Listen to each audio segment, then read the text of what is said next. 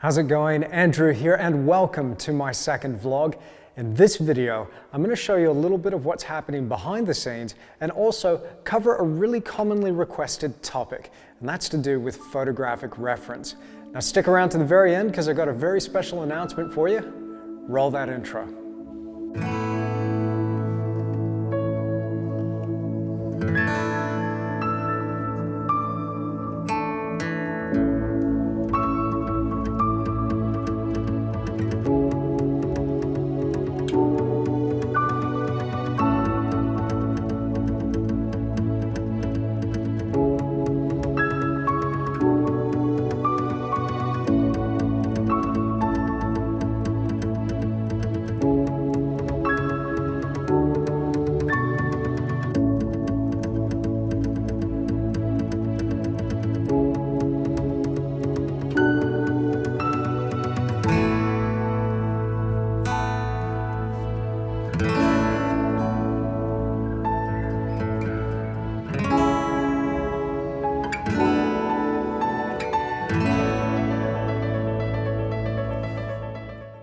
Now there has been so much happening here behind the scenes, lots of traveling, loads of painting.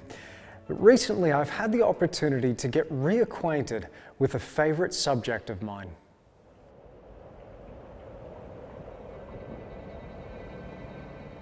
The Pilbara. This region of Australia's northwest is an amazing part of the world. These hills are as ancient as they are unique.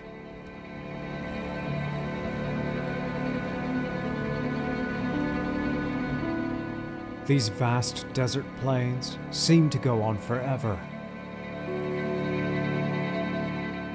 I find these landscapes so inspiring.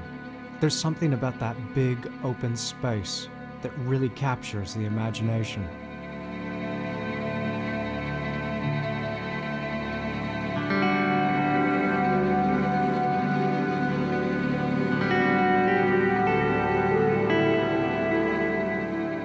There's an area here called Karijini, and this place is characterized by spectacular red gorges. It's a place that I've painted several times before. These rugged landscapes inspired a lot of my early work. In fact, the last time I was here, I was 22 years old. 1 year into my professional art career, I went on a weeks-long camping trip with my father and have been using the same reference since. In 13 years, I had never returned to Karijini.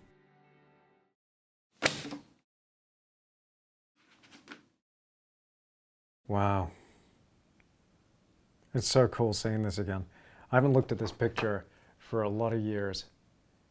And this inspired a pretty significant work for me, like the other photographs in this file. But I would have the digital image and then I'd go and get a printout to paint from in the studio.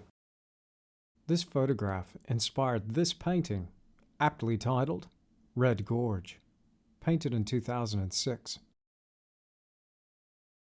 It was such a challenge working with this new subject matter, and I still wanted to use plenty of artistic license. This was well before the days I even tried on plein air painting, and it was a challenge working with limited resources. I strived to add things into the scenes, whether it was more light or atmosphere, but everything I did, I was trying desperately to get away from being limited by the reference. I remember being drawn to this image in particular, but when I went to paint it, I wanted to soften it a little bit by adding some trees into the scene. Now some of these gorges are really dramatic, and I remember playing with the compositions of these paintings, having no foreground and thus pulling the viewer off balance. This painting was quite large, a little over a square meter. Now over the last 13 years I've been using the same reference material. The file was only about 500 images, which really isn't much when you think about it. This is one of my last significant studio paintings resulting from that reference material. I figured it was time to go back and get some more. Now, Karijini National Park is located in the northwest of Australia. When you fly over this landscape, you really get a sense of just how different it is. Now, I'm on a mission. I only have about 5 days to gather as much reference material as I possibly can. That, and I also need to get some source material for one big work in particular.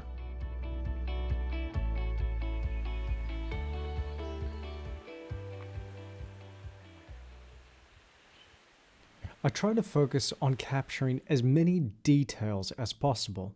I don't have very long, so it's about getting an abundance of material to draw upon later in the studio. It's all about textures and colors and those beautiful tones.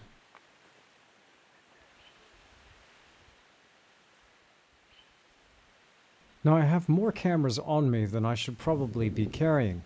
I mainly use 2 DSLRs, one for capturing a bit of video and the other for stills. But I also have a Steadicam as well as a drone, and all of this helps me capture an abundance of reference. This is Kalamina Gorge.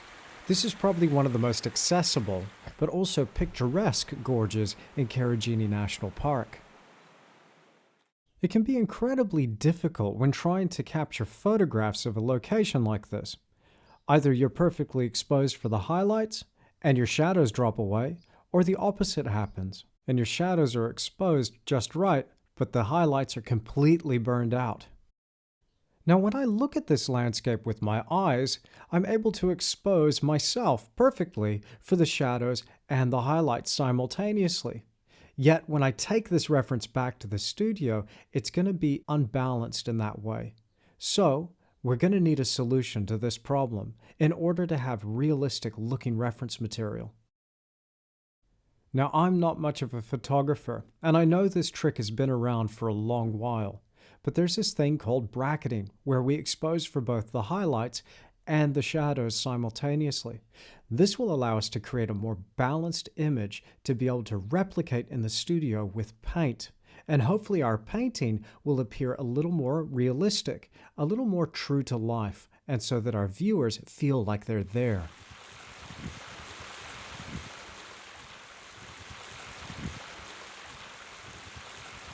Now, there's a particular image that I must gather on this trip, and for that, I'm going to need a special tool.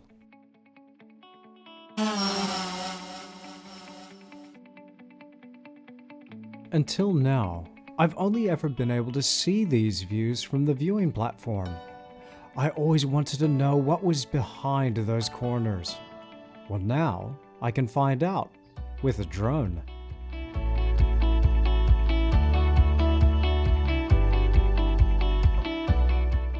This has opened a whole new range of possibilities when it comes to painting landscapes. This vantage point was the best that I could do previously, but now we can leap far beyond that. Now, the view that I need for this particular project needs to be taken from a much higher vantage point, something looking out over the landscape and at the same time down into the gorge. The subject for this painting is the convergence of all of these gorges into one point at Oxer's Lookout. It's a spectacular scene.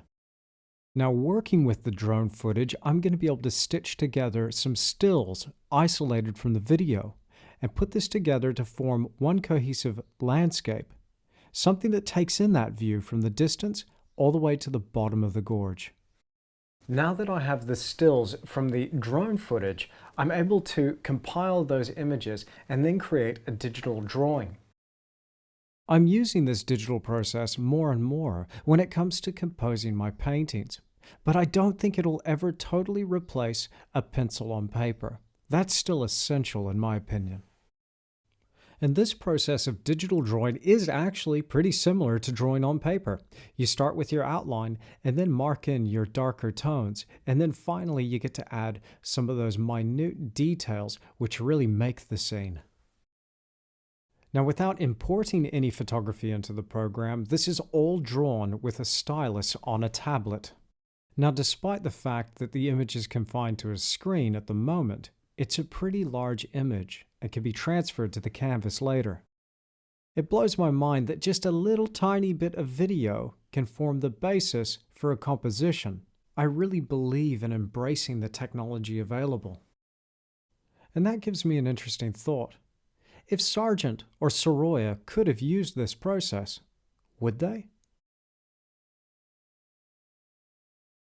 Now, had it not been for the technology, I don't think I could have developed this idea. I have a unique view, something that I've never seen before, and now I get to create a bigger painting from this inspiration.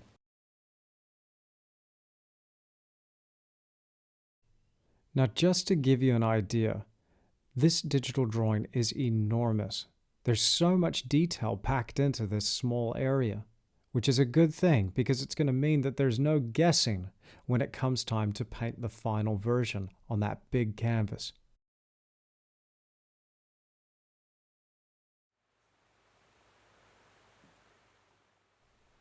Now, the trip to Karijini National Park was awesome. We crammed so much into just a few days. I got loads of reference material, and certainly enough to fuel me in the studio for years to come. Of course, I'm going to miss this part of the world, and I'd love to go back one day soon. I believe being immersed in your subject matter does change you in some way. This place is so unique and so different, it's really hauntingly beautiful. Now, I believe as artists, we need to use the tools that are available to us in order for us to produce our best work. Now, if this happens to be a technological solution, then so be it. So long as you, as the artist, are in the driver's seat with the creativity in the process, the more tools you have at your disposal, the better. Now, this short trip resulted in well over 3,000 images, from which I've selected a few to use as final paintings. Now, when collecting reference material, variety is key, and never overlook seemingly innocuous details. These can serve you later in the studio when it comes to creating realistic paintings. Now, of course, I'm not going to be bound to these photographs. I'll still use plenty of artistic license and change it up a bit, but I'm pretty happy with the results from the trip.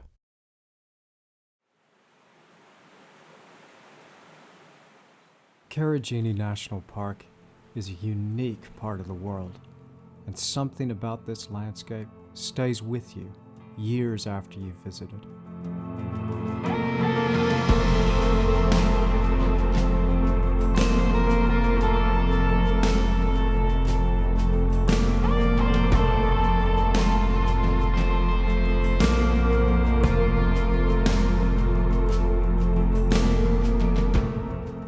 So I think it's really important to take all of these tools that we have available to us, the photographic reference image, or the drawing, or the en plein air study. Bring all of this material back into the studio and use this to really push us to reach another level with our painting.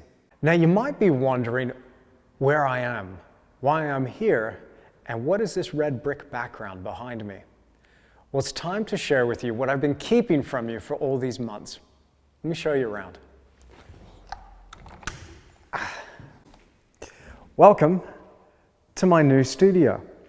That's right, I've moved into a brand new studio space, and this place is massive. I'm in an old building from the late 1800s that used to be called Gray's Drapery, down here in my hometown of Lawrence in the South Island of New Zealand. And I can't wait to finally set this studio space up and get working on some big paintings. Let me give you an idea of just how big this painting wall is. Now, I love painting at a large scale, but can you imagine how big these paintings are going to be? Like,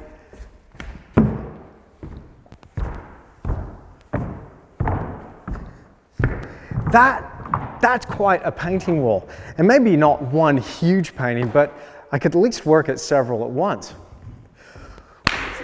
Ooh, I can't wait. I'm so excited. But there's a couple of other things here as well.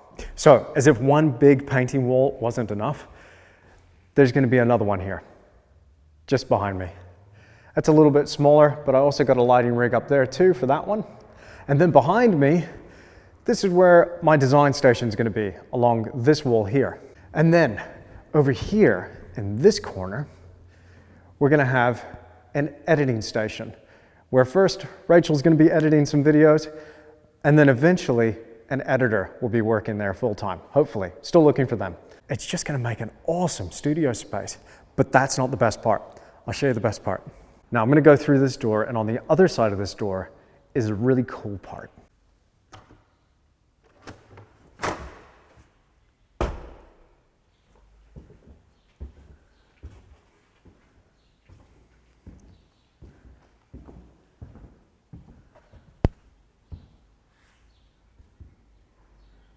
Welcome to my new gallery. Now at this stage, it's still a little bit of a construction site, but this is my brand new gallery space. Here, for the first time in my career, I'm going to be representing myself and displaying my own paintings my way, down here in the main street of the town where I live. I'm so excited about this. This is a real first for me. We've just installed these lights here. We're getting everything prepared. Obviously still have to paint and sand back these walls, but I can't wait. But that's not quite all. Now that I have this space and such a large studio, this means now that I have a place to be able to teach classes and workshops. So you can come here to New Zealand and learn with me directly. We're also going to use this as a base for some on plein air art tours, as well as some more extensive classes.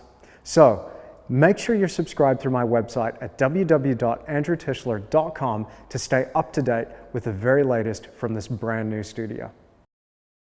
Now, this has been a heck of a lot of work, and there's still so much work to be done, but I'm so excited now to have finally shared it with you and also just keep you up to date with how this space is coming together. I really look forward to the possibility of meeting you, perhaps at a future class or a workshop here. Now, you may not hear from me for a little while. I've got to concentrate on getting this space up and running, and also work in the background creating these tutorials that I've been promising for so long. In the meantime, I'm going to be bringing out more episodes of the Creative Endeavour podcast. And speaking of podcast, check out the latest podcast from the Artful painter. I was Carl Olsen's guest recently on his show, and I'm going to put a link to that in the description down below. I think you'll really enjoy that conversation. Now, if you liked this video, then hit that like button for me. If you want to come back for more and see more of these vlogs, painting tutorials, or episodes of the Creative Endeavour podcast, then make sure you subscribe to this channel. As always, you can find me on Instagram and Facebook, but also make sure you subscribe through my website at www.andrewtischler.com. Thanks so much for stopping by. I'll see you again soon.